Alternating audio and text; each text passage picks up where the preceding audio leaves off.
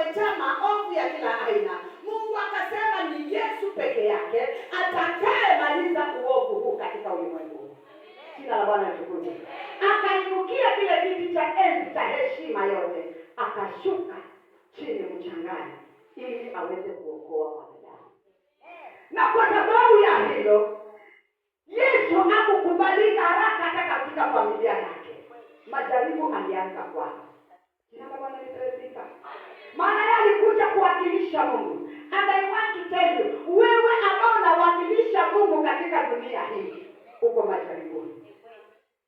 Uko majaribuni. Maana ni lazima ujaribiwe. Cause yule mkuu wa dunia hii, ile kazi ambayo tunaifanya haipendi. Anatafuta ni nani atakayerudi na yeye katika ziwa la moto wa milele. Na mimi na wewe tumemkana. Na vile tulivyomkana aliuma kidole. Na akaapa, hutaweza kufanikia. Ujue kuna mwadui ama yule mkuu wa dunia hii aliuma kidole kwa ajili yako. Na amekwambia hutaenda popote. Lakini habari njema ni Yesu katika maisha yake, katika ulimwengu, katika misheni ya kuokoa mwanadamu, majaribu aliyapata. Na alipoyapata mengi, yalikuwa ni ya kuzuia mpango wa Mungu usitimie kwetu. Mungu alitupenda mpaka kumtuma huyo mtoto wake ili tuweze kuokolewa. Na shetani akawa ameuma kidole kwamba hakuna hata mmoja atakayebadilika. Hata leo hajamaliza kazi. Glory to God. Shetani hajamaliza kazi. Bado anatafuta kupingana na wewe usiweze kuirudia nafasi yako ya mbinguni. Anatuambia kwamba mwanadamu ni mavumbi, mavumbi itarudi. Ile mavumbi itarudi kwa mavumbi, lakini roho itarudi kwa mwenyewe. Ila basi maandiko akasema roho itendayo dhambi haitamwona Mungu. Glory to God. Roho itendayo dhambi haitaweza kumwona Mungu. Basi tuseme nini? Ni kwa sababu Ibilisi bado anapingana nasi ili roho zetu zisiweze kurudi mahali tulichotoka. Glory to God. Leo tunaongelea kuhusu Pasaka. Pasaka maana yake ni nini? Wakati wa Krismasi tukaambiwa Yesu Kristo alizaliwa ili tuokolewe. Amen. Yesu Kristo kubebwa mimba, kuzaliwa ulimwenguni, ni mimi na wewe tufanye nini? Tuokolewe. Glory to God. Nayo Pasaka ni nini? Yesu Kristo mwenyewe alikufa msalabani ili mimi na wewe tukombolewe. Glory to God. Hallelujah. Maana damu yake Yesu Kristo ndio iliweza kuleta ukombozi kwa wanadamu. Kule kufa kwake na kufufuka kwake kulituonyesha ya kwamba kwa yeyote amwaminie Kristo, akifa kuna kufufuka tena. Lakini niseleje, Pasaka maana yake ni ukombozi. Yesu aliteswa, akapigwa, akajiakiwa, akatemewa mate na vyote, ili mimi na wewe tukombolewe, tuwekwe huru. Jina la Bwana litukuzwe. Aibu zote alizozipata, madhumuni makubwa ya kuteswa na kuvumilia mpaka mwisho, ni Priska na wewe tuokoke na tukombolewe. Glory to God. Pengine nimetaja jina zangu, ni Pastor Priska huyu. Mama anacheka Yesu. Sio ndio kauliza hapo uliposhiriki leo Pastor alikuwa ni nani? Sikusikia akisema huyu anaitwa Pastor Priska Jacob, ama mwende wa Jacob. Haleluya. Naongelea kuhusu Pasaka. Yesu ujio wake duniani ni sisi tuokolewe. Na hakuchoka. Akateswa, akayavumilia yote. Ili kwamba mimi nani nipate huo uzima wa milele. Leo katika kitabu cha Yohana 19.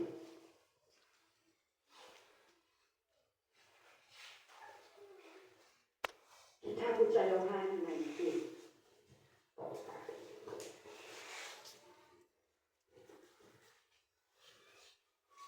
John 19. John 19.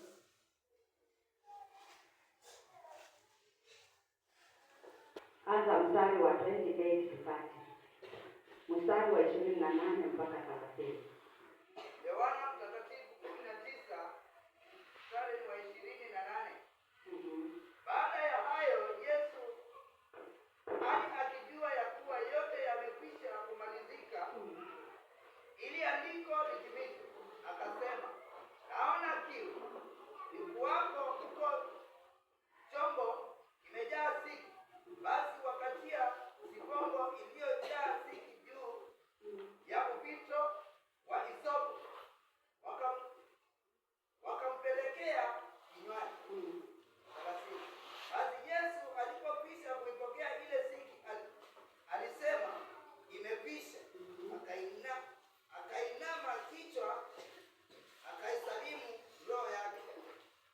Bwana Yesu asifiwe. Amen.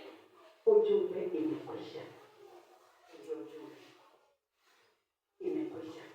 Wakati Yesu alikuwa katika majaribu, alijaribiwa, akateswa, akijua mwisho wa mambo haya.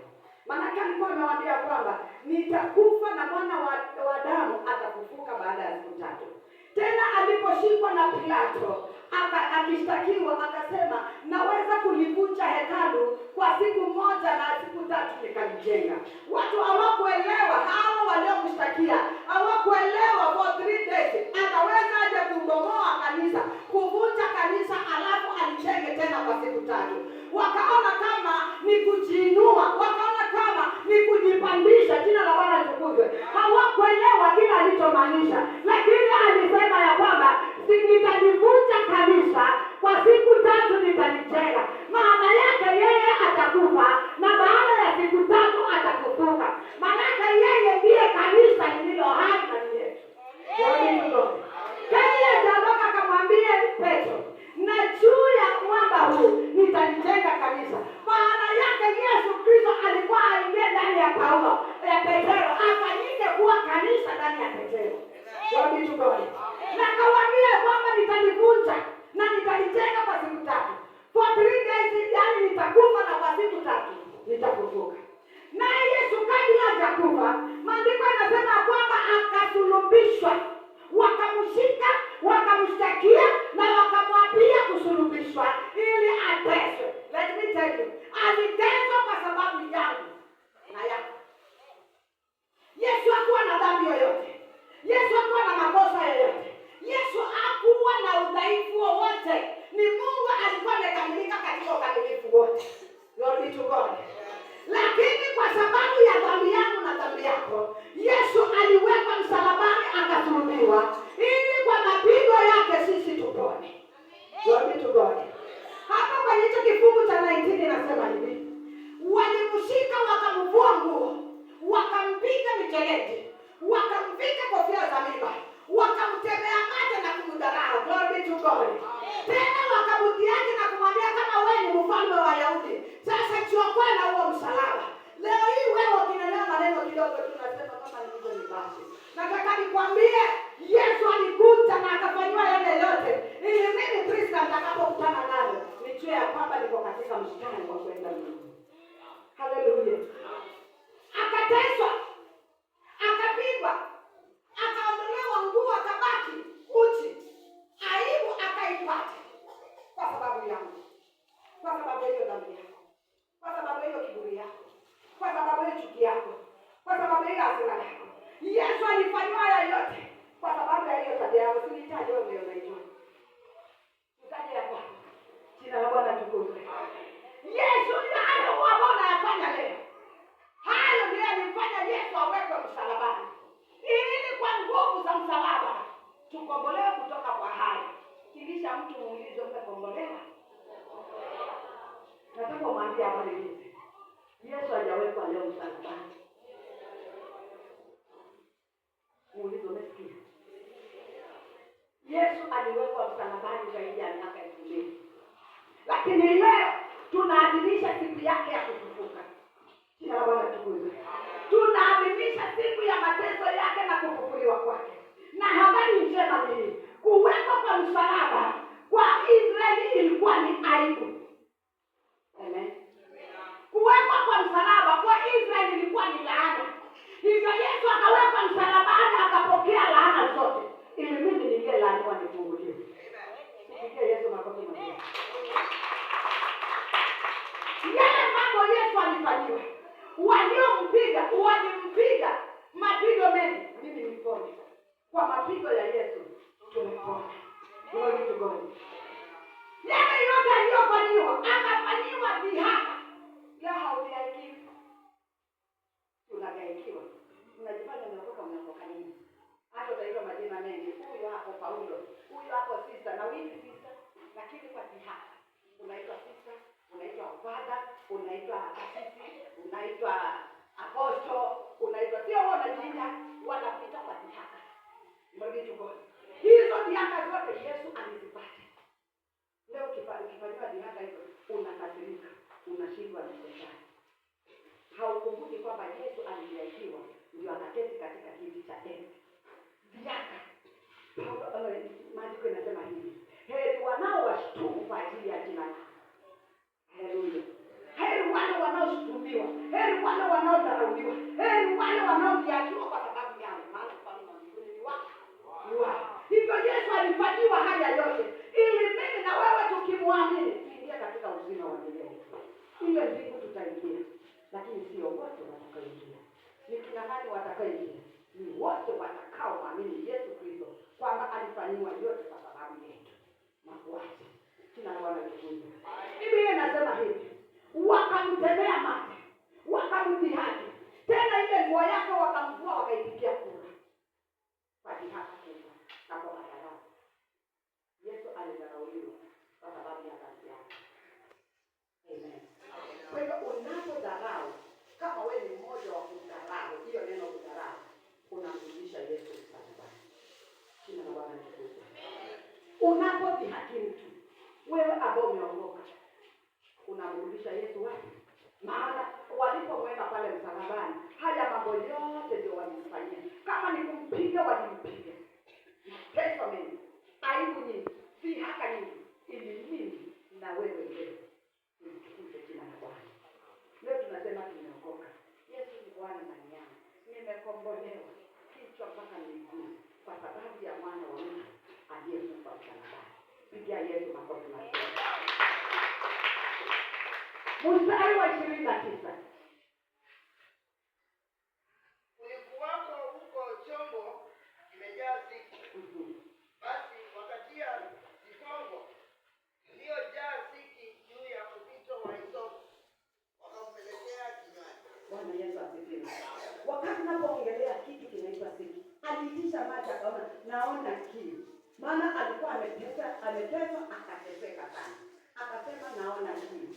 Lakini anasema kwamba akijua mambo hayo kwamba imekwisha. Alijua tu kwamba hapo alipoelekea hayo mashida yote na taabu zote na dharau zote na kila kitu chote aliziona zikienda mwishoni. Twendeni ndivyo nimesema. Aliona hiyo kitu inaenda mwishoni. Hiyo mateso inaenda mwishoni. Akaangalia akasema sasa inaenda kuisha. Anaiwani kutoka somewhere. Nataka niongee na mtu. Nikwambie, unaweza kuwa umehesabu mashida, ukayahesabu. Yanaenda mwishoni. Maana hakuna kitu na mwanzo ambacho hakina mwisho. Yesu aliangalia hizo shida vile zimezidi kujichochea. Ndio alishikwa akapigwa kule nje, akapigwa kitabu afikishwe gerezani. Kitabu afikishwe kule alikuwa ameteswa vya kutosha. Lakini shida ilizidi kuongezeka. And I want to tell you that wakati unapoona shida zinazidi kuwa nyingi, kuna mlango unatengenezwa mahali.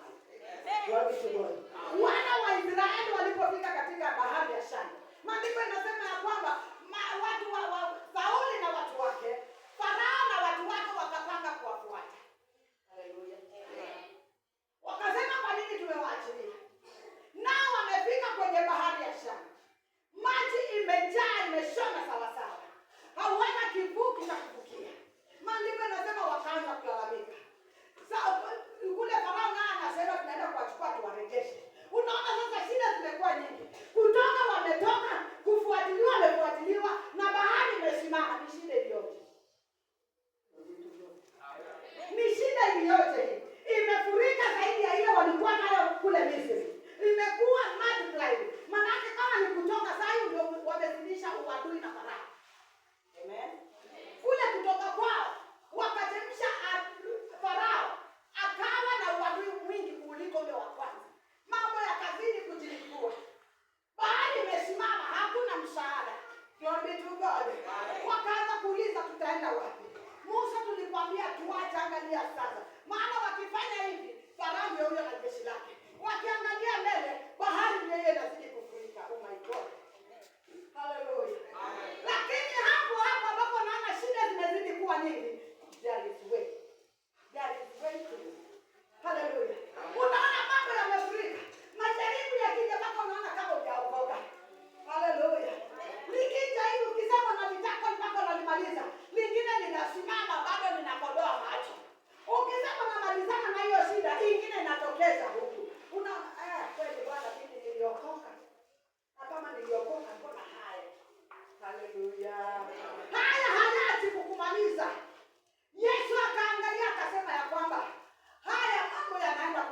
mwisho. Akasema ninaona kitu. Nitaka niseme na mtu mchana wa leo kwamba hayo mambo naona yamekuwa mengi kwako, yanaenda kuwa na mwisho wake. Kilio umelia mpaka unauliza ni vipi, inaenda kuwa na mwisho wake. Yesu aliangalia akasema, hebu soma 28 usikie. Baada ya hayo, Yesu akijua ya kuwa yote yamekwisha kumalizika, ili andiko litimizwe. Bwana Yesu asifiwe.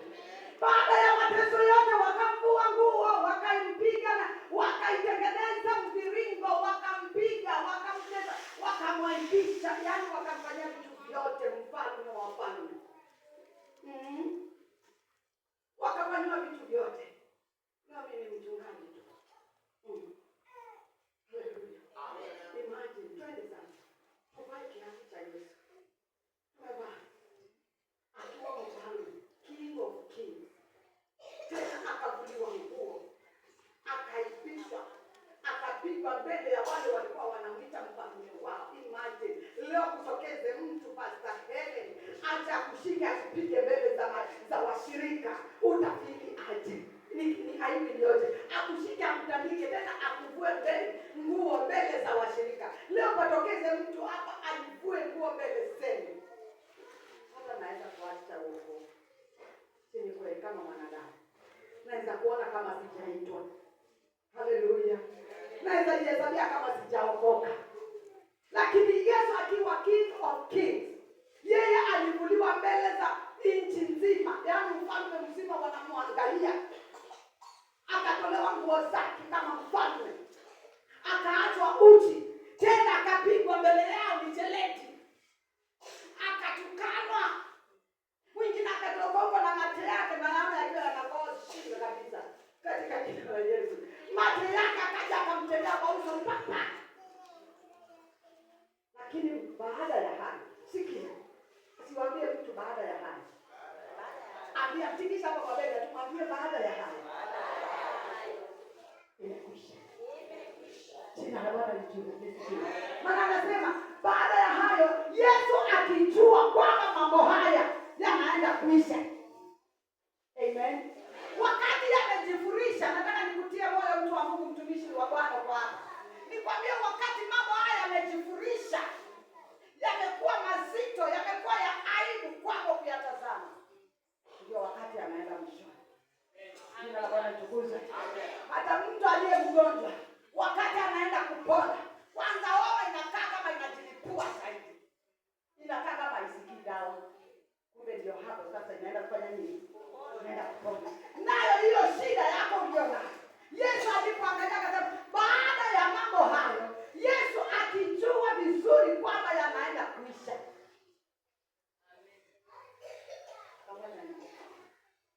Akasema naona kiu. Alijua inaenda kuisha. Sasa alikuwa anahitaji maji ili arudishe moyo wake. Maana inaenda kufanya nini? Inaenda kuisha. Haleluya. Na wewe mtu wa Mungu, leo wiki umepitia katika shida zako zote. Majaribu, masemango, yaani hakuna mahali kupata raha. Leo niko na habari na wewe. Yesu yuko hapa. Anasema imekwisha. Imekwisha.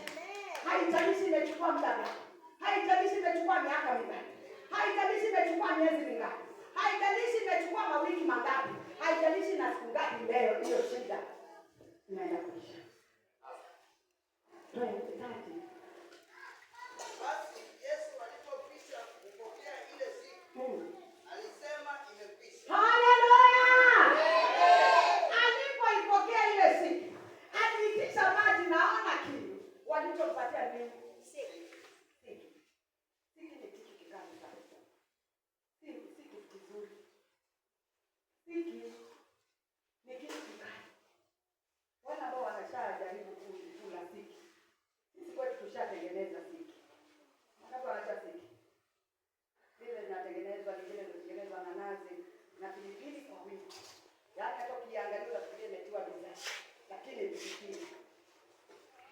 Ukiangalia utafikiria imewekwa roiko. Utafikiria imewekwa ile inaitwa tomato paste. Maana imechange color vizuri.